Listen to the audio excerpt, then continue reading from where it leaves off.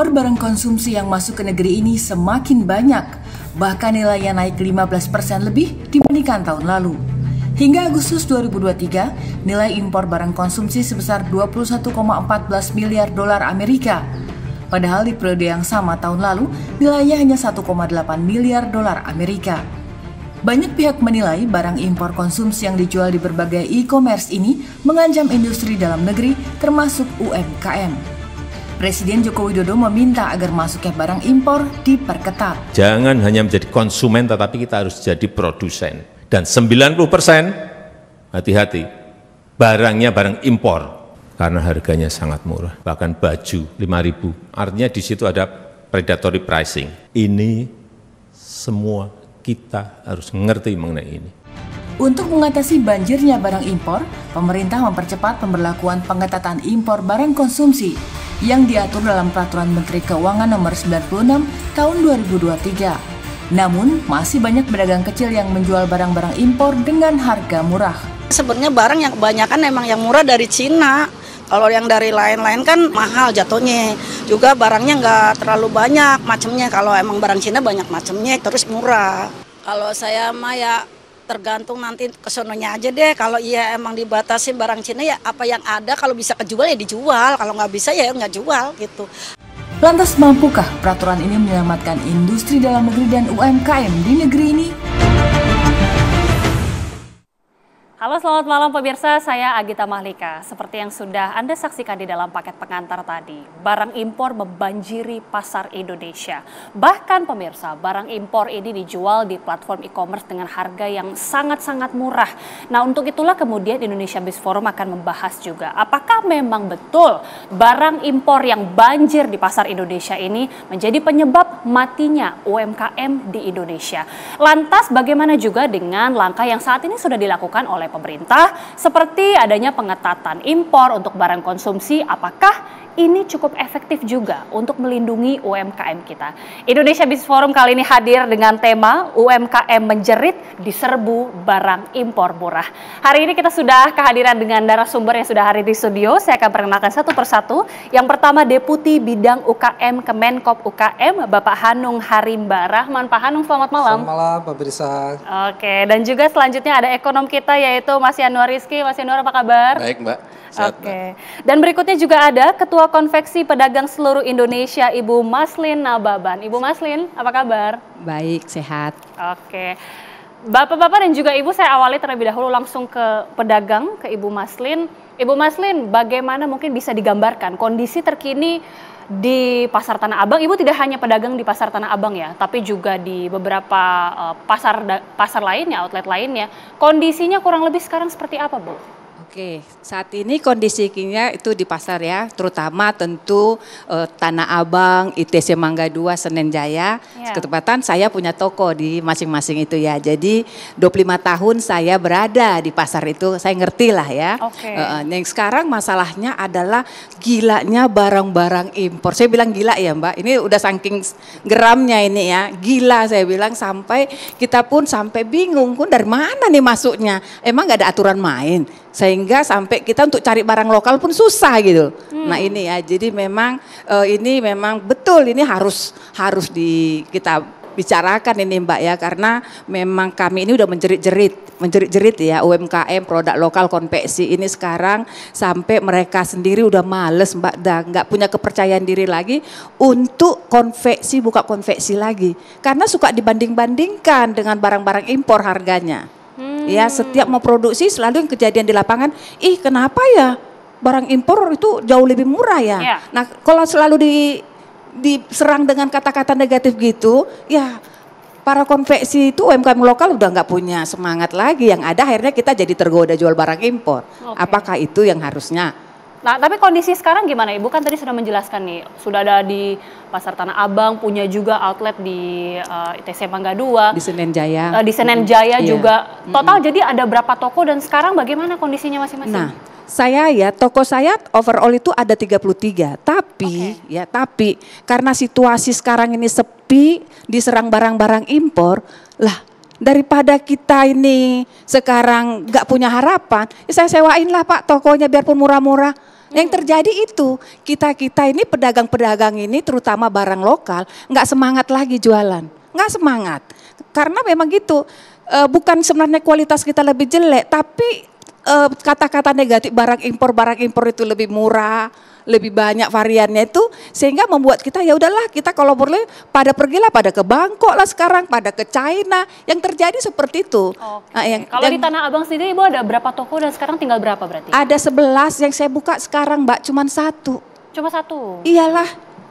Ya kenapa saya bilang, karena gini, ada satu hal lagi loh Mbak. Tapi itu mulai kapan terjadinya? Ada penurunan omset yang signifikan itu sejak kapan?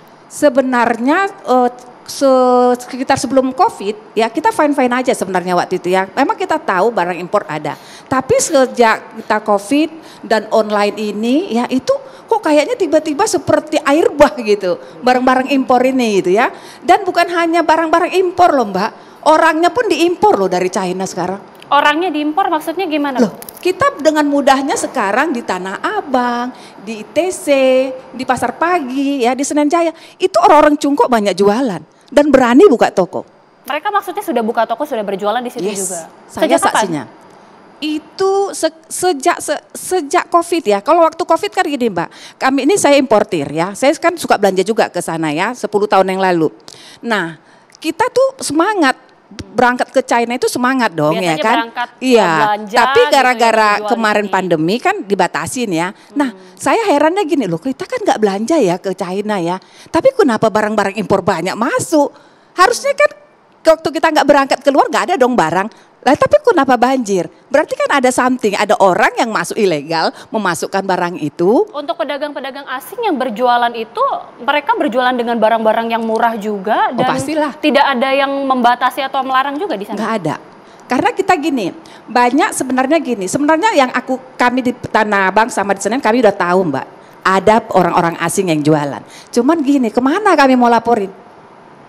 Nggak punya kan, emangnya capek banget kita harus pergi ke departemen imigrasi ya atau ke Menteri Perdagangan atau ngelapor, aduh kita jaga toko lah ngapain ya, tetapi faktanya ada Mbak. Kenapa kita bilang ada, ini ketahuannya waktu itu gini, kita jualan barang kan kayak saya kan kombinasi antara lokal dan impor, karena kan saya jual brand saya Mbak ya.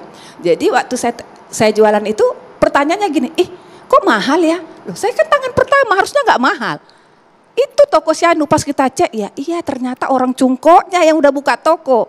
Ya kita nggak bisa lawan lah. Mereka itu mungkin visa turis ya. Nah jadi artinya mereka lebih efisien, nggak bayar PPh ya. Kemudian juga dalam hal ini orang Indonesia itu nasionalisme rendah, maunya barang impor kan gitu ya. Berarti toko-toko itu jauh lebih laku ya Bu di sana? Oh pasti, pasti banget Mbak. Nah sekarang itu bukan rahasia. Kita datang aja deh ke Tanah Abang, bisa kok kita deteksi toko-toko mana aja. Dan yang paling kelihatan banget lagi yaitu hampir di Senen Jaya juga ada. Ya itu banyak teman-teman bilang, aduh kita udah malas nih berangkat ya. Kenapa? Ya iyalah, harga kita lebih mahal, padahal kita tangan pertama loh berangkat sendiri ke China loh gitu kan. Oh jadi sekarang itu kalau bisa dilihat, yang orang Cungkoknya yang lebih banyak masuk daripada kita yang berangkat ke sana. Aneh nggak? Oke. Aneh, nah itu. Sekarang ini kan sudah ada peraturan yang dilakukan oleh pemerintah juga Bu, ada pengetatan impor untuk barang konsumsi, itu ngaruh nggak sih Bu ke pedagang-pedagang yang ada di Tanah Abang atau di Senen? Ngaruh nggak? Secara teori bagus Mbak. Ya dong, secara tapi praktek gimana? Prakteknya gini, emangnya pelarangan impor itu baru, udah dari dulu kan, tapi kenapa lebih banyak impor daripada barang lokal? Artinya pengawasannya kan nggak berlaku, iya kan? Terus kedua lagi, ya, kedua yang saya lihat itu begini Mbak, banjirnya barang-barang impor ini, ya, banjirnya barang-barang impor ini yang membuat semuanya banting harga, iya kan? Banting harga sampai kita hitung-hitung, kok nggak masuk ya? Ya itu nggak rahasia loh. Nah sekarang just tip itu aja deh Mbak dari Bangkok. Itu kan bisa kan salah satunya kan. Itu luar biasa kan. Orang nggak mau lagi beli barang lokal. Udah langsung aja lah. Nah pertanyaannya setiap orang kan kita sah-sah aja bisa keluar negeri. Barang masuknya itu yang perlu harus dilihat dong. Diawasi dong. Bener nggak? Kan kalau aku suka bilang ya, kami bahasa dagang kami lah ya. Kita di pasar suka bilang tuh Spanyol Mbak. separuh nyolong.